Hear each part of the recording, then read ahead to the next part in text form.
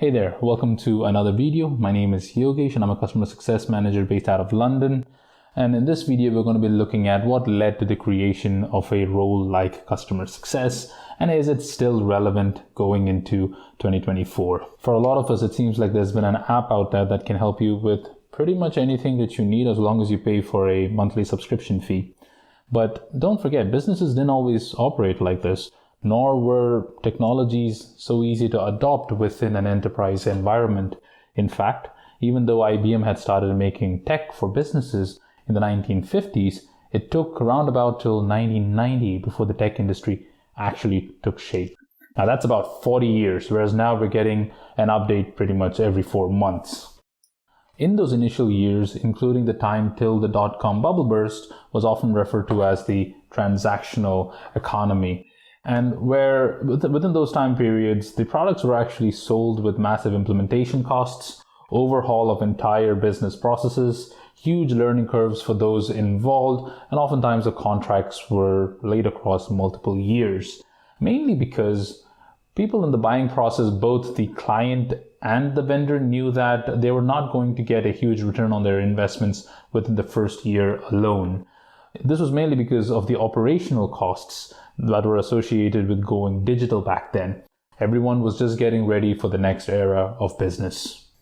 Despite the challenges including the lack of infrastructure and difficulty in finding skilled talent, the products themselves were actually pretty good. The issue of reliability, security, and standardization, however, made it difficult for executives to fully commit to the new and emerging technologies.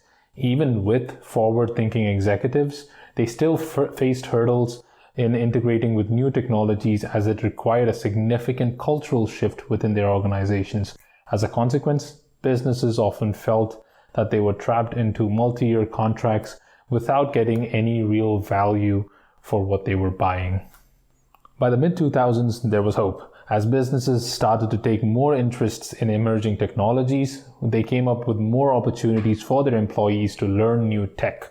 And with the advancements like cloud computing, social media, and mobile internet access, the subscription economy was just beginning.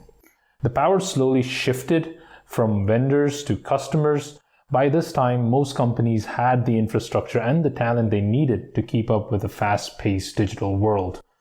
Software vendors had to also step up their game. They needed to offer products that were easier to implement, user-friendly, and showed value and ROI as quickly as possible. Thus, the software as a service business model emerged. The times when vendors were locking their customers into hefty investments were starting to fade away. An indicator of this trend that most books and blogs often reference is the subscription economy index beating the S&P 500 and growing by approximately 5 times as faster. For any of you wondering what the subscription economy index is, it's an analytics tool created by Zora, a technology company that provides cloud-based softwares to help businesses manage their subscription services. And no, this is not a sponsored video. But really, you don't need a fancy chart to see this trend. You can see it with most large organizations that you've heard of. They've all started to transition or are transitioning their products into a SaaS-based business model. You might be thinking about services like Netflix or your meal delivery service, but no, players like Adobe, Salesforce, Microsoft, Oracle, and many more complex products that are used by large enterprises have now been stripped down and repackaged to be bought on a subscription-based service. This made it easier for customers to get started a whole lot faster and see massive ROI sooner. However, if the customers didn't get value, they were also easily able to switch vendors. Sure, vendors like Microsoft or Google, who provided an entire ecosystem to build a business on, were able to survive for much longer, but not all vendors had that advantage. As more and more niche softwares entered the market, the competition became fierce for everyone. While this was happening, SaaS companies soon realized that happy customers who saw value in their products stayed longer and paid more. Yet there was no one within these companies that really focused on making sure customers were reaching their desired outcome. Marketing was busy generating new leads. Sales was busy working on the pipeline, closing new business. Professional services was busy implementing. And support was running around putting out fires. There was no one who was ultimately responsible for ensuring that a customer would stay and continue to buy the products. That functional gap is what created the customer success role. Our main reason for existing was to make sure customers got to their desired outcome. When the role became official, it was still very confusing. Was the customer success team an extension of the account management team? Were we more to do with support? What were our core responsibilities exactly? And what were the standards for the role? What were the best practices? I mean, why wouldn't it be confusing? It's almost like the businesses in the late 20th century trying to adopt new tech. There wasn't much to go on initially. However, those who did adopt customer success as a core function of their business saw one very important number go down and another very important number go up. The first number was CAC, the customer acquisition cost. It basically indicated how much money a company had to spend in order to get a new customer. The customer acquisition cost number was derived by adding up a company's marketing and sales costs and then dividing it by the total number of customers it had.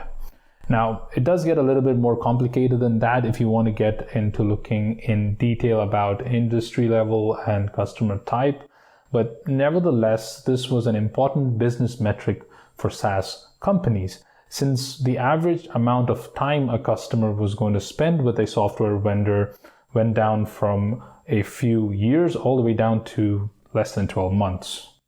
So it became more and more expensive to acquire new customers, but on the other side, it became more profitable to invest in retaining customers and actually making sure that they were achieving their desired outcomes. Who would have guessed? This shift towards customer outcomes impacted another metric called the lifetime value of a customer, or LTV for short, which indicated the amount of money a customer was going to spend on your product throughout the time that they want to use it. The customer lifetime value was calculated by multiplying the average annual revenue per customer into the average customer lifespan in years and then multiplying that by the gross profit margin. Now, if a SaaS organization could keep acquisition costs as low as possible and increase the lifetime value of a customer, then huge profits could be made.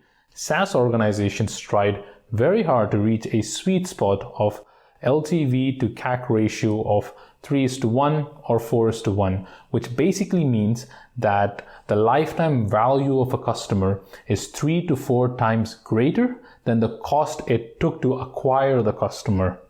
This doesn't necessarily equate to profit, as it doesn't take account for other operating expenses and all, but it does indicate that the company is effectively generating revenue from its customers in relation to its customer acquisition efforts.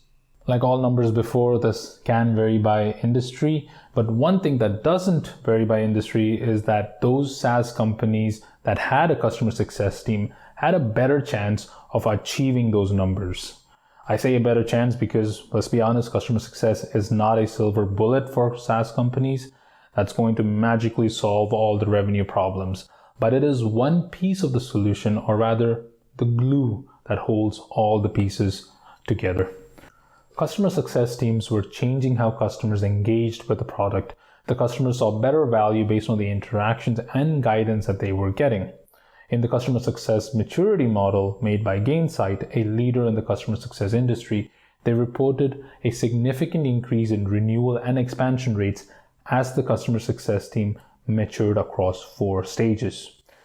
Stage 1 was going from reactive, managing escalations on a case-by-case basis, to stage 2, insights and actions, where the customer success team turned data into meaningful actions and then moved on to stage 3, which was outcomes, where the customer success team proactively delivered customer outcomes at scale. And finally to stage 4, transform, where the customer success team rallied the entire company behind the mission of customer success. In each of these stages, there was a significant increase in average net retention, starting on the left at 3% between moving from reactive to insights and action stage, and on the right, a significant jump of 11% when moving from outcomes to the transformation stage. Now, in 2023, these numbers are almost a half a decade old. And there's a lot that's happened since then. We got hit by a pandemic and we're still facing some economic ups and downs. So does customer success still hold true in today's environment? The short answer is yes. Yes, it does. More so than ever. With the economy facing layoffs and budget cuts, SaaS companies really need to fight to show their value in today's market. And who better to do this than the customer success team? Now, let's see if that statement holds true. A McKinsey study spanning over a decade long revealed that while investors traditionally looked for SaaS companies with 25 to 40% growth, recent trends show a slowdown to around 10%. The study also highlighted that a more attainable target for growth was around 15 to 20% after considering market opportunities and competitive dynamics. This was because customers were not renewing as much anymore. And with modest cross-sell and upsell levels, most companies' net recurring revenue was just around 100%, which means that they weren't really growing. They were staying the same by replacing their lost revenue from existing customers with revenue from new customers. Now, that study also found that upskilling a company's customer success team helped put growth back on track by gaining a 10% point improvement in net recurring revenue. This 10% point improvement also looks more in line with what we saw in Gainsight's customer success maturity model. A good example to understand this is with the leaky bucket analogy. Now, think of your company as a bucket, and now imagine there's a steady stream of customers pouring right into it. But there's a problem. If these customers aren't happy with what you're offering, they're just going to leave, right? Now, this is like having a bucket with holes in it.